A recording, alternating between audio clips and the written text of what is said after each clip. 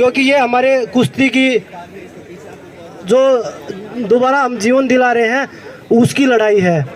और हम नहीं चाहते कि हमारे ऊपर कोई कल न किसी का भी, आप लोगों में से किसी का बच्चा रेसलिंग में आए तो वो किसी दबाव में प्रैक्टिस करे, खुल के अपना जो जीवन है, अपनी जो ट्रेनिंग हो कर सके। तो जो चीज़ें हमने फेस की है, जो आने वाला जो हमारा फ्यूचर बैठा है रेसलिंग का, उसके लिए हम नहीं सहेंगे, इसलिए हमने आवाज़ उठाई है। और आप सभी मीडिया वालों का भी मैं धन्यवाद देता हूं कि आप लोग हमारे पास आए हैं, आप लोगों ने जो हमें दिखाया है देशवासियों को, तो आप सभी का धन्यवाद देता हूं। और मैं आप सबसे एक रिक्वेस्ट भी करता हूं कि शांति बनाए रखिए, क्योंकि जो कानून की जो व्यवस्था है उसको भी बना के रखना, हमें कोई उसका उल्लंघन ना करे। और आप लोग है ना हमेशा साथ खड़े रहे हैं पहलवानों के, खिलाड़ियों के, तो आप ऐसे ही हमारा सहयोग करते रहे। धन्यवाद जी। गाड़ी है, हम देश के लिए लड़ सकते हैं तो अपने हक के लिए भी लड़ सकते हैं।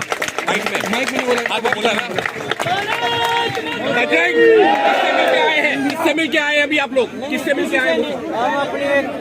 आप सबको भी मेरा नमस्कार। इस संघर्ष की लड़ाई में हमारे साथ आए हैं तो देख के खुशी हो रही है कि हाँ, जो हमने लड़ाई लड़ी है, जो कुश्ती की भलाई के लिए लड़ी है, और मैं स्पेशल बजरंग ने बोल दिया है, लेकिन मैं महिला पहलवानों की दाद देना चाहूंगी कि जो लड़कियां बेचारी जिनके साथ में इतना बुरा बर्ताव हुआ है, इतने सालों तक हुआ है, वो उस डर से निकल के आई हैं। और यहाँ पे जितनी भी लड़कियां आई हैं, बहुत सारी लड़कियों के साथ कुछ कुछ हुआ है, बहुत कुछ हुआ है, जो हम कल से बोलते आ ही रहे हैं। तो लड़कियों ने जो हौसला दिखाया, मैं चाहती हूँ कि और भी जो बाकी लड़कियां वो हौसला दिखाए। डरने की किसी से जरूरत नहीं है, हम अपनी मेहनत से आए हैं, हमें अपना नाम बनाना है। जो हमें राह दिखाई गई है, हमारे सुशील पहलवान जी ने जो दिखाई थी, जो हमारे उनसे भी जो बड़े पहलवान थे उन्होंने दिखाई है, जो सीनियर हमारे साथ में कोचेज आए हैं, पहलवान आए हैं, तो उस कुश्ती की गरिमा को हमें बरकरार रखना है और ऐसे ही हम अपने देश का मान बढ़ाएंगे। और लड़कियों के लिए स्पेशल मैं धन्यवाद देना चाहूँगी फिर से, बहुत बहुत धन्यवाद सबका।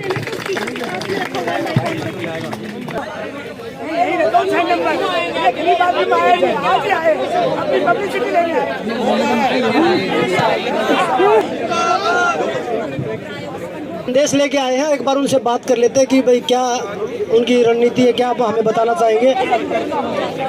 हाँ जी। नहीं, सेंटर का देखो, फेडरेशन है जो सेंटर से है, भारतीय कुश्ती संघ है, हरियाणा कुश्ती संघ नहीं है वो सरकारी जी। अभी बात करके आपको वही बताएंगे, सरकार की तरफ से आई है मध्यस्थता करने के लिए। केंद्रीय सरकार ये सभी बात हुआ, उनका कोई संदेश लेके आई है, ये आपस में बात कर लेते हैं, उसके बाद में आप लोगों से बात करी जाएगी। तब तक आप शांति बनाए रखें। सबसे पहले तो यहाँ पे आए सभी को मेरा नमस्कार। खासकर जो है लड़कियाँ कुश्ती करने वाली और लड़के जिन्होंने इतना साथ दिखाया है, इतना समर्थन दिखाया है, तो आप सबका बहुत बहुत धन्यवाद। और अभी जो बातचीत है वो ये है कि बबीता आई है सरकार की तरफ से और उन्होंने अपनी बात रखी है और हमने अपनी पूरी बात रखी है। और बबीता ने जो है वो आश्वासन दिलाया है कि वो हम खिलाड़ियों के साथ हैं, क्योंकि वो खुद एक अर्जुन अवार्डी हैं, ओलंपियन हैं और अच्छी रेसलर रही हैं, तो बिल्कुल हमारे साथ है। और आश्वासन दिलाया कि मैं जाके सरकार से बात करूंगी और आपकी मांगे रखूंगी, और पूरा भरोसा दिला रहे हैं कि वो हमारी बात जैसा चाहते हैं वैसा वो करवा देंगे। और सबसे इम्पोर्टेंट बात यह है कि हमारा ये धरना जब तक चालू रहेगा, जब तक सब कुछ क्लियरिटी भी नहीं आ जाता, चाहे वो आज तक हो, कल हो या 10 दिन तक चले, पर हमें बबीता पे पूरा भरोसा है कि वो हमारा साथ देके सरकार तक हमारी सारी मांगे जो है वो पूरी करवाएंगे। Thank you Babita.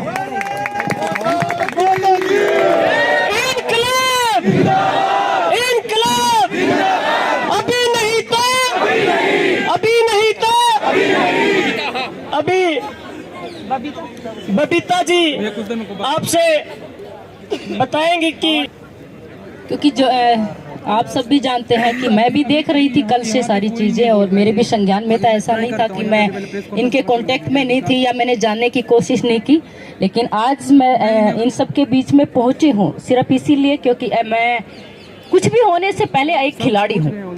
और दूसरी एक चीज, आज जो भी कुछ है, ये बबीता फोगाट जो नाम दिया हुआ है, ये मेरी कुश्ती ने दिया हुआ है और आप पूरे देशवासियों का दिया हुआ नाम है।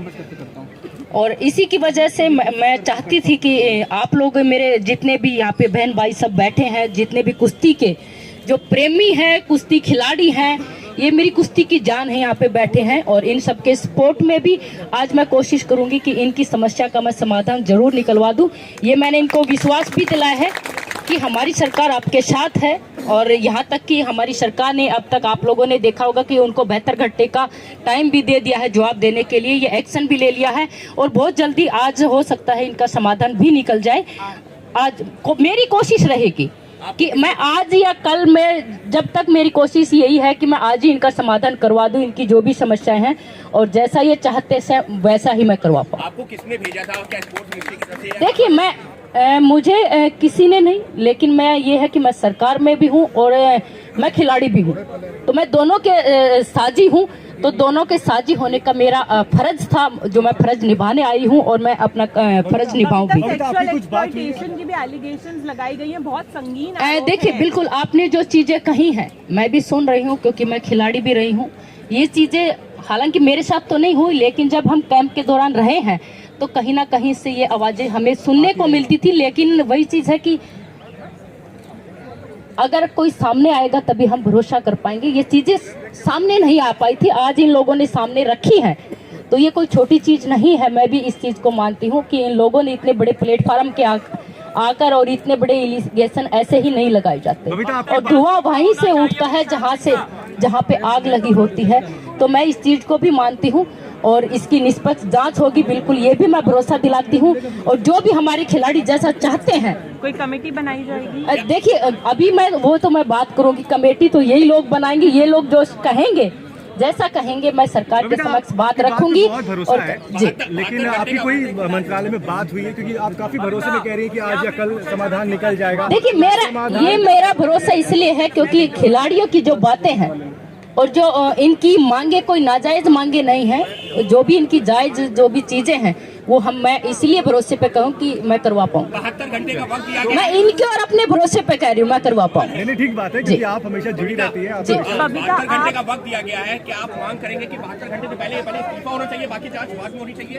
तो क्या आप सरकार से भी बात करेंगे इनकी मांग को लेकर? बिल्कुल बिल्कुल। देखिए जो भी मैंने कहा कि 72 घंटे का सरकार ने टाइम दिया है, मैं तो अभी आई हूँ, वो तो कल ही एक्शन ले लिया था हमारी सरकार ने और 72 घंटे का सबसे कम टाइम उनको दिया गया है, जो कि आज तक शायद मुझे लगता है बहुत ही कम टाइम उनको दिया गया है। आप इनकी डिमांड्स लेकर सरकार में किसके पास जाएंगी? इन्होंने बार बार कहा है कि हमें सिर्फ सरकार पूरी से मिलना है। हमारी पूरी सरकार है और जिन लोगों से ये चाहते हैं उनके समक्ष भी बात रखूंगी, चाहे वो प्रधानमंत्री जी हो हमारे।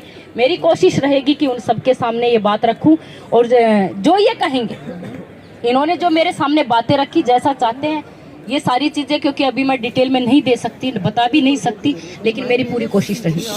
Thank you so much. अब आप देख लीजिए हमारे प्रेसिडेंट जी ने क्या किया। न्यूज वालों को कल थप्पड़ मार रहे थे, घर से निकाल रहे थे न्यूज वालों को। जो हमारे प्रेसिडेंट साहब थे वो ये कर रहे थे, तो आप वो देख लीजिए, ये खुद ही बता सकते हैं, आप खुद ही बता सकते हैं। ब्रिजभूषण शरण जी ने बदतमीजी की थी टाइम्स नाउ के क्रू के साथ, जहां पर उन्होंने जब उनसे सवाल पूछे गए थे, जो एलिगेशंस लगाए गए थे उसके ऊपर, उस पर उन्होंने धमकी दी, थप्पड़ मारने तक को बोला गया और वो हंस रहे थे जब उनसे पूछा गया था कि आखिर आप रिजाइन करेंगे या नहीं करेंगे। उन्होंने बहुत सारे मीडिया कर्मियों के साथ कल अपने घर पर बदतमीजी की थी, थप्पड़ भी मारने के लिए उन्होंने इशारे किए थे, घर से भी निकाला था। इससे बुरा समय रेसलिंग के लिए और क्या आएगा। जो लोग हमारी आवाज उठा रहे उसी को दबा रहे हैं, तो आप देख लीजिए। देखिए मैडम, जब तक हमारी मांगे नहीं सुनी जाती, जब तक हम यहीं बैठे हैं। हम सरकार का सम्मान करते हैं, सरकार ने जो बबीता जी को भेजा उनकी बात का हम सम्मान करते हैं। हम शांतिपूर्वक धरने में बैठे और ऐसे ही बैठे रहेंगे। जब जो हमारी मांगे हैं वो हमने रखी है, वो पूरी हो जाएंगी तो हम यहाँ से आराम से चले जाएंगे। मांगे भी बता देंगे जो जब समय आएगा, क्योंकि हम एक तो फेडरेशन में हमने पहले बताया था बदलाव चाहते हैं। क्या अध्यक्ष और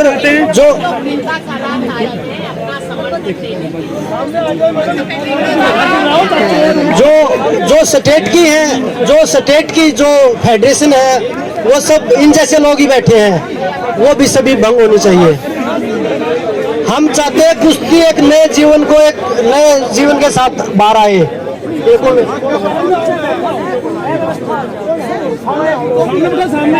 जो भी देखिए, आपसे रिक्वेस्ट है, आप जो भी है आप सामने आइए। मैडम मैडम माइक किसी को नहीं मिलेगा। कहाँ से आए भैया, यहाँ तक